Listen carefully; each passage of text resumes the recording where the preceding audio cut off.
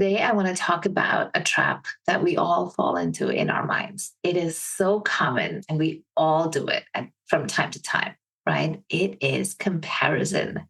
Have you ever found yourself looking at someone else's success and going, why not me? Or why can't I get there? Or how come they get to have all of this? Or how do I break free and get to a point where I can share my success the same way? We all fall into that trap over and over, right? Comparisonitis is a very, very common ailment, probably more common than the common cold, right? Because our mind is an expert storyteller and it can make up all kinds of stories when we look at someone else's highlight reel, especially on social media, right?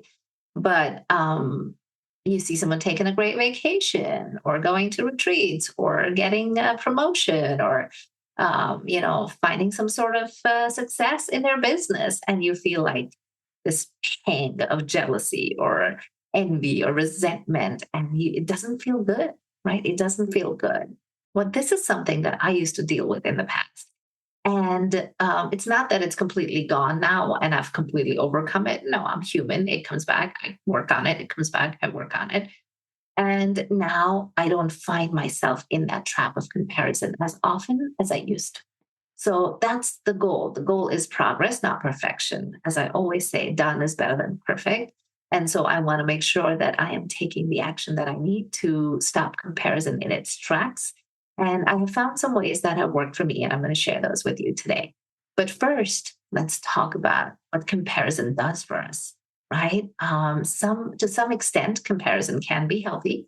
It can be a way for us to challenge ourselves and inspire us to do better, right?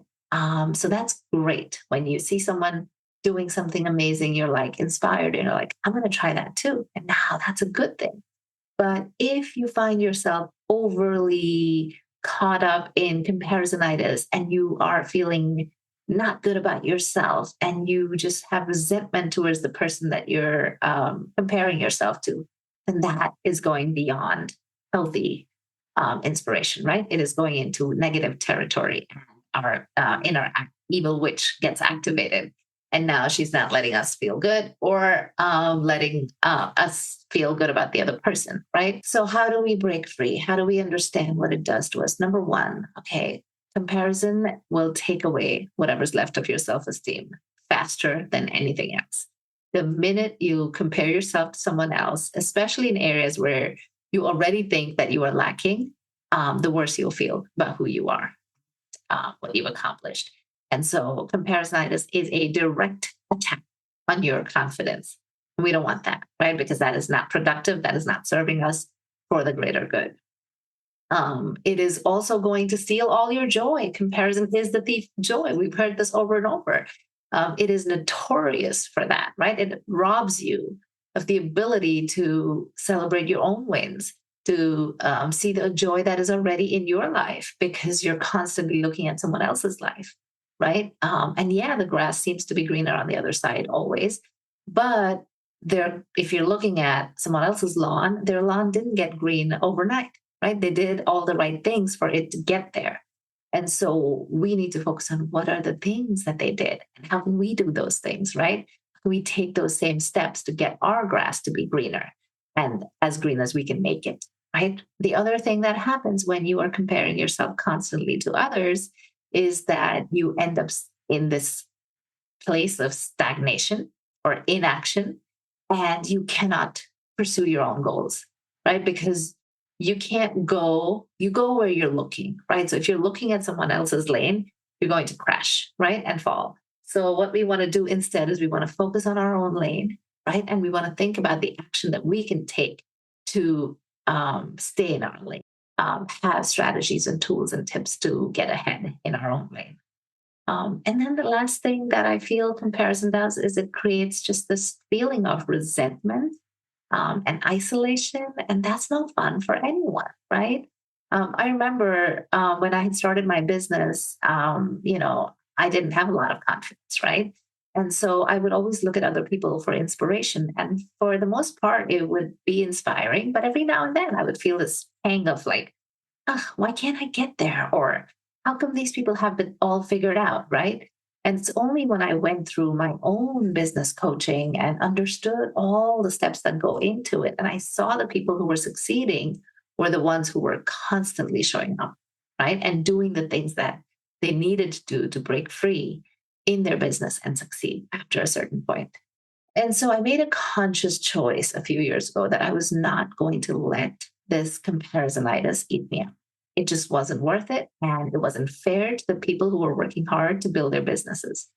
And so I had to change my perspective first. I had to become aware of the fact that this is what I was doing. And once I became aware of it, I was able to stop it in its tracks when it came about. When I caught myself doing it, I was like, oh, well, I'm going to stop comparing myself to her or to him. And I'm going to see what I can do to work on my own business instead, right? What do I need to learn? Where do I need to grow? And how can I evolve even more, right? How can I educate myself better? How can I make sure that I am showing up with confidence? How can I be the best version of myself in my business? And how can I create systems and automations so that I have an efficient business running for my clients? And so as I started to focus on that, I realized, oh, I haven't even thought about that other person who I was comparing myself to anymore. And it's been so long. See, that's the power of action. That's the power of focusing on our own lane. That's the power of approaching it as a challenge and seeing, okay, what is it that I can do to make myself do better, right? And achieve more. And then, things like social media, I kind of stopped looking at other people's social medias as much because I realized that while their life may seem super successful on the outside, it isn't really the case, right? Because I would find out invariably about people I was following that they were having other trouble in other areas of their life.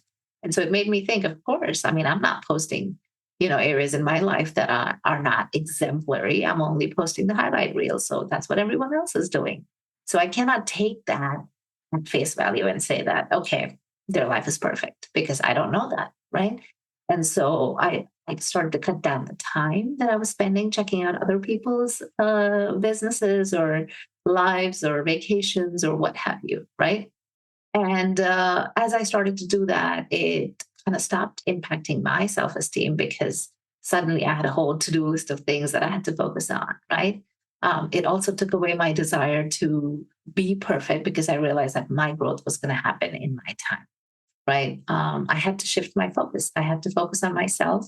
I had to lean into gratitude. I had to focus on the fact that what they're doing can be inspirational and not demeaning to me, right? Because they're not putting their success out there to make me feel bad. So why should I take that and assume that that's what it is? So I can actually give myself a to-do list and say, if I do these things, then I know that I am doing the right thing for my own work. And I can show up and feel confident and be of service to those who need me, right? So when you find yourself in this comparison loop, again, remember it is a habit. And like any habit, it needs to be unlearned, right? And how do we unlearn habits? How do we change habits? We start with the three A's: awareness, acceptance, and action. So become aware of the fact that you are, you tend to, so become aware of the fact that you tend to compare yourself to others and put some stops in that first initial phase of comparison.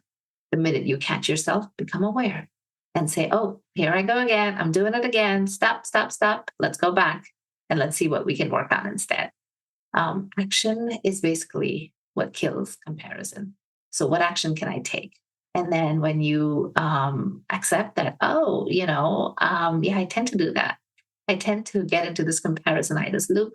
I tend to bring myself down. I tend to feel resentful about the other person. So I accept that I have a tendency to do that, and I will make some lists and to dos so that I can nip that in the bud, right? And then you take some conscious action because you've been inspired by someone else's success, and now you can do something about it, right? You have action steps that you can take.